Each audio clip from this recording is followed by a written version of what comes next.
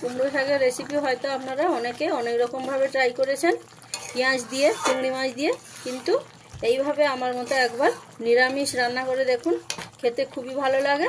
নমস্কার বন্ধুরা, সবাইকে আমার মনের মতো রান্নাতে স্বাগত জানাই। আমি আজকে আবারও একটা রেসিপি নিয়ে চলে এসেছি আপনাদের কাছে। আজকে আমাদের রেসিপি নিরামিষ কুমড়ো শাকের চচ্চড়ি আলু বেগুন দিয়ে। তো বন্ধুরা, রান্নাটা আমি কিভাবে করেছি আপনারা প্রথম থেকে শেষ পর্যন্ত ভিডিওটা স্কিপ না করে দেখতে থাকুন, তাহলে আপনাদের বুঝতে সুবিধা হবে এবং রান্না করতেও অনেকটাই সুবিধা হবে। কুমড়ো ডাঁটার নিরামিষ চচ্চড়ি করার জন্য আমি এখানে কুমড়ো ডাঁটা এবং শাক দুটোই নিয়ে নিয়েছি, আর নিয়েছি দুটো আলু। আলুগুলোকে এরকম ছোট সাইজ করে কেটে নিয়েছি, আর তারই সাথে নিয়েছি বেগুন। এখানে আমি দুটো বেগুন নিয়ে এরকম বেগুনগুলোকে ডুমো সাইজ করে কেটে নিয়েছি। কুমড়ো ডাঁটার চচ্চড়িটা করার জন্য আমি এখানে একটা কড়াই নিয়ে গরম করে নিয়েছি। তাতে দিয়ে দেবো পরিমাণ মতন সর্ষের তেল। তেলটা দিয়ে তেলটা খুব ভালো করে গরম করে নেব। আর তেলটা গরম হয়ে গেলে ফোড়নে দিয়ে দেবো দুটো শুকনো লঙ্কা, হাফ চামচ 5 ফোড়ন। ফোড়নটা থেকে একটা মিষ্টি গন্ধ ছেড়ে দিলে এর মধ্যে আমি দিয়ে দেবো কেটে রাখা আলু।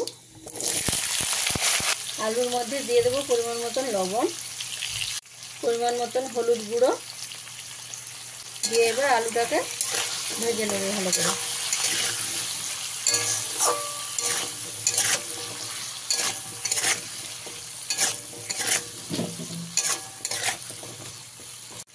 আলুটা এরকম হালকা লালচে কালার চলে আসলে এর মধ্যে দিয়ে দেবো কেটে রাখা বেগুনগুলো। এবার ভালো করে মিশিয়ে নিয়ে বেগুনটাকে অল্প কিছু সময় আমি ভেজে নিই। আর বেগুনটা এরকম হালকা ভাজা হয়ে গেলে এবারে আমি এর মধ্যে দিয়ে দেবো শাকগুলো।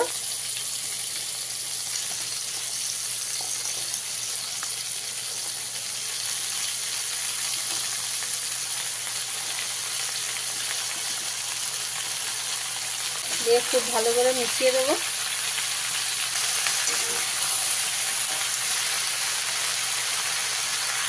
শাকটা মিশিয়ে নিয়েছে, এবারে এর মধ্যে দিয়ে দেবো পরিমাণ মতন লবণ। লবণটা যেহেতু আলুতে দেয়া আছে তাই এখন অল্প দিলাম। আর এই শাকটা বেশি লবণ হয়ে গেলে খেতে ভালো লাগে না। লবণটা দিয়েও আমি এইভাবে ভালো করে মিশিয়ে দেবো।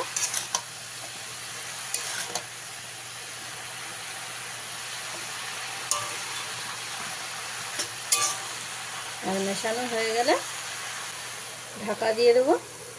ঢাকাটা দিয়ে কিছু সময় আমি সেদ্ধ করে নেব। শাকটা আমি কিছু সময় ঢাকা দিয়েছিলাম, এবার ঢাকাটা খুলে দেবো। ভালো করে আবার একবার মিশিয়ে দেবো।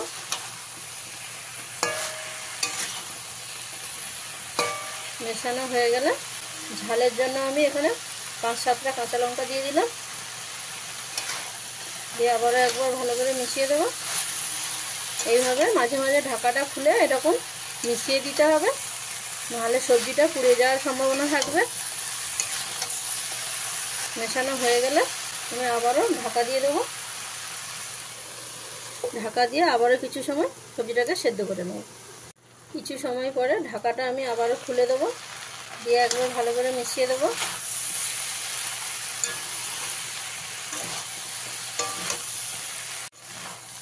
এভাবে ভালো করে মেশানো হয়ে গেলে এবারে এর মধ্যে আমি দিয়ে দেবো 2 চামচ সর্ষে বাটা। আমি এখানে সাদা সর্ষে নিয়ে বেটে নিয়েছি, আপনারা চাইলে কালো সর্ষে বাটাও দিতে পারেন। সর্ষে বাটাটা দিয়ে খুব ভালো করে মিশিয়ে দিতে হবে।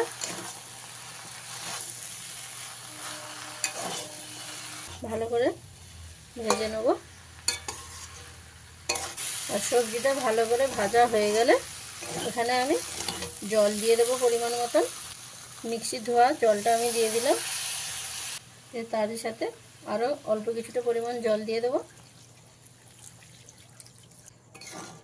দিয়ে খুব ভালো করে মিশিয়ে দেবো। মেশানো হয়ে গেলে আরও কিছু সময় আমি ঢাকা দিয়ে সেদ্ধ করে নেব। গ্যাসের ফ্লেমটা এই সময় আপনারা মিডিয়ামে দেবেন। দিয়ে 2 থেকে 3 মিনিট আমি ফুটিয়ে নেব। 2 থেকে 3 মিনিট ফুটিয়ে নিয়েছি, এবার ঢাকাটা খুলে দিলাম। দিয়ে আবারও ভালো করে মিশিয়ে দেবো। মেশানো হয়ে গেলে দিয়ে দেবো 1 চামচ চিনি। যেহেতু নিরামিষ তরকারি তাই চিনিটা দিলে এর স্বাদটা সম্পূর্ণ আলাদা হবে, ভালো লাগবে খেতে।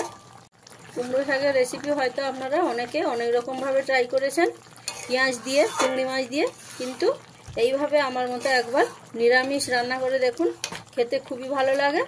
চিনিটা দিয়ে ভালো করে মিশিয়ে নিলেই আমাদের রান্না কমপ্লিট। আমি যেভাবে সহজ পদ্ধতিতে রান্নাটা আপনাদের করে দেখালাম আপনাদের অবশ্যই ভালো লাগবে। আর ভালো লাগলে চ্যানেলটিকে লাইক, কমেন্ট, শেয়ার এবং সাবস্ক্রাইব করতে ভুলবেন না। তাহলে দেখা হচ্ছে নতুন একটা রেসিপি নিয়ে অন্য কোনো দিনে, অন্য ভিডিওতে। কমপ্লিট রান্নাটা আমি নামিয়ে নিচ্ছি।